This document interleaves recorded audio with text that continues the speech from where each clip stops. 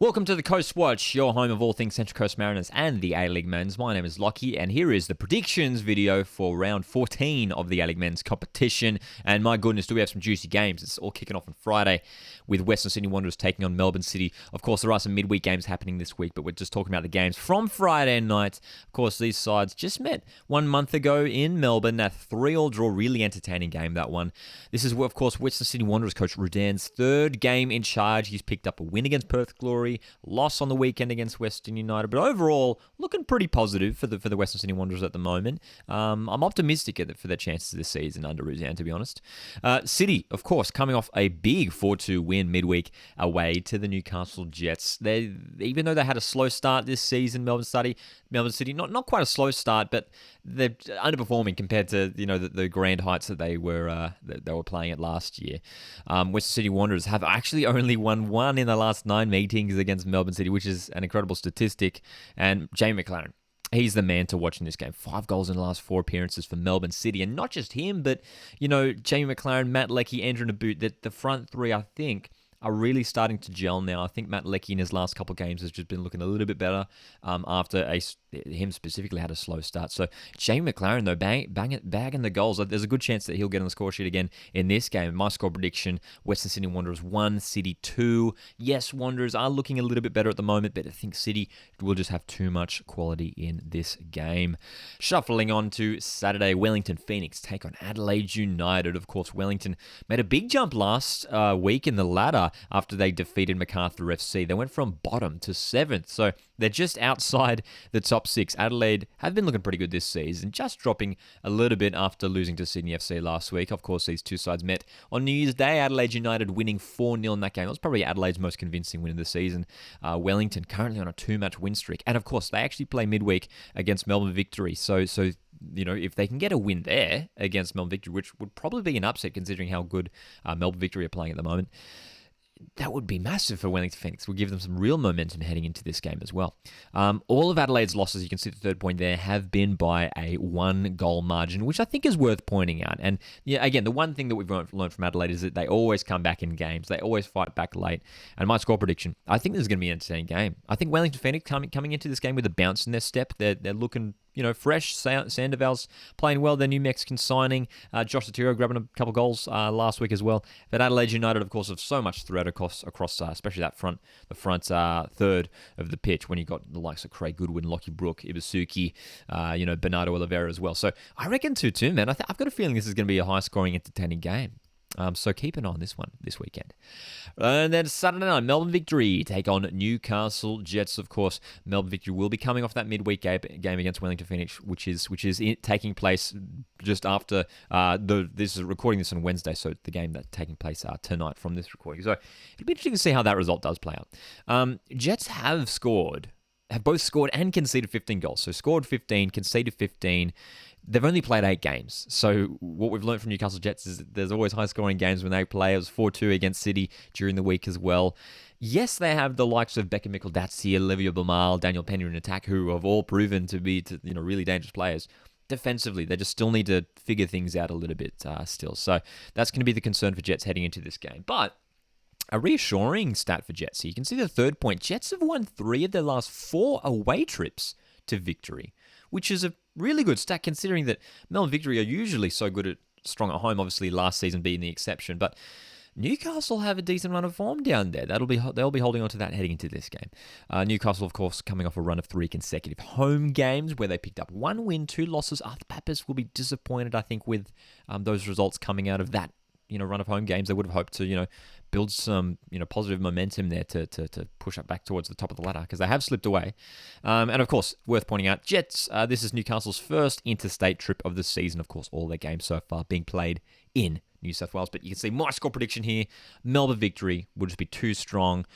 4-1. I mean, we saw Newcastle concede 4 goals against Melbourne City last week, and Victory have, just as much quality in attack, if not more, than Melbourne City. So I can see a similar scoreline. I think, just have the potential to get on the score sheet in this game, but Victory should just be too strong in this game, in my opinion. The other Saturday night game, though, and again, this is for me, is maybe the most interesting one, and we're going to be doing a live watch along for this one on YouTube from 7:30 p.m. this Saturday here on the YouTube channel. So make sure to come join me for that one. But Sydney FC have been looking pretty good lately, as of Western United, of course. They're currently top of the table. Total meetings between these two sides: 3 wins for the Sky Blues, 1 win for Western, and both teams currently undefeated in the last 3 games. So that builds to the excitement, the fact that both these teams have been playing well. Like, we don't see that often, especially at the moment in the A-League. A lot of teams still mix results all over the place, losing games here and there. But both of these teams have two of the more positive, more impressive teams in recent weeks.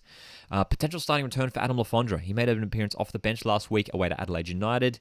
I think Adam Lafondra starting in this game is going to be key for Sydney FC if they're going to get a positive result, if they're going to get 3 points in this game.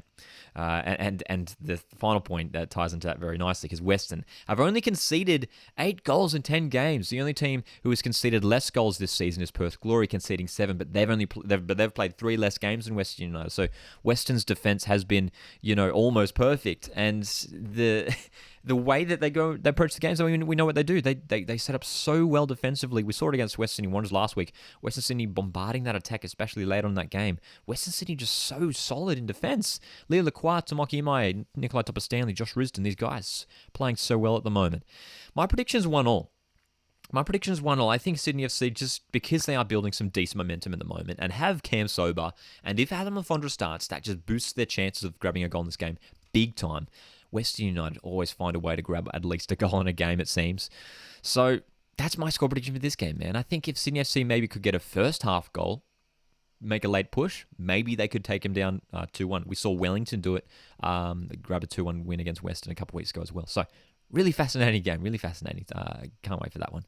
Sunday, it's my Central Coast Mariners at home against Perth Glory. Of course, the Central Coast Mariners playing a midweek clash against Macarthur FC on Thursday night. So that may or may not shift my perspective on how things should play out heading into this game. But of course, Perth have been struggling, of course, at the moment with COVID. They've had COVID cases in the squad once again. Last 2 matches postponed due to COVID cases. So their last match was that 1-0 loss to Western Sydney Wanderers, which would have been almost 2 weeks prior to this clash.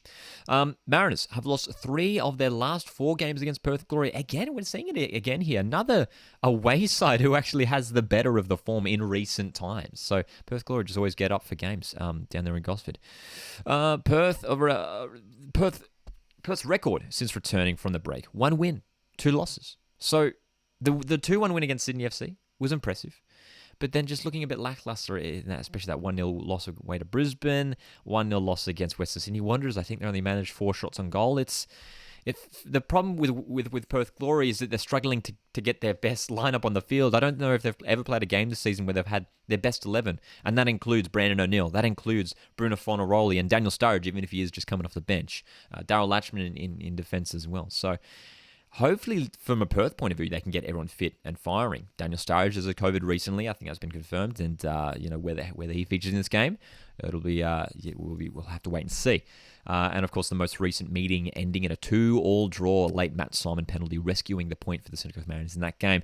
My prediction: I think Mariners should get up here 2-1. Again at home, Mariners have looked pretty good despite dropping some points, losing to Melbourne City a few weeks back. But Perth Glory, just with COVID affecting them, being undermanned at the moment, I think Mariners should be going in as favourites. If Bruno Fornaroli does start, if Daniel Sturridge can make a cameo off the bench, then Perth Glory have a chance to maybe snatch a win here. But I have to back my Mariners at home, man. The final game of the round, let's talk about it right now. And again, this is another interesting one. Brisbane Macarthur. I have no idea how this one's going to go. And both these teams, compared to the Sydney Western game, I feel like both these teams are on a bit of a decline at the moment. Past meetings, one win for either side last season, and it was the away side who won on both occasions last season.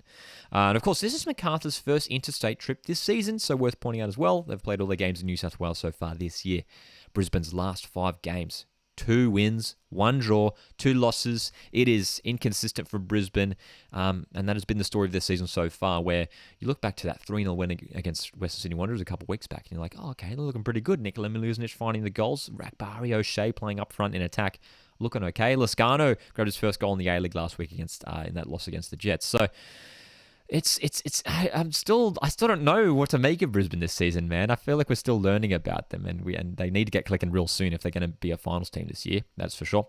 And of course, that final point, Macarthur are winless in the last 3 games. So similarly for Macarthur, I mean, they started the season so well. They were like leading the table early on, but the last 3 games, losing to Wellington, Phoenix, just scraped home to get a draw at home against Western United, 3-0 loss to Sydney FC. At the back end of last year as well. So some mixed results for Macarthur, despite the quality that they do have. You just never know whether they're going to, because with the players they have the potential to be a top team with De Villa, De Silva, Craig Noon. They've got good players in defence as well. They can be a really solid team, but just still, the form's just fluctuating a little bit at the moment, Macarthur SC. So because of that, my prediction for this game, 1-1, Brisbane 1, Macarthur 1. I feel like if any team is going to snatch the winner, it could be Brisbane, just playing at home. If that crowd does get behind them, and with the exciting younger guys that they have, I think Henry Hoare is a really exciting talent as well, playing off that right wing. They could grab the win here, and it would be a massive win. It would be a really important win for Brisbane to drag them closer towards the top 6. And it would be very disappointing for Macarthur, who, if they lose this week, they could slip out of the top 6 for the first time this season. So, look, it is a massive game, but I'm backing a 1-1 draw. I'm just backing a 1-1 draw for this one.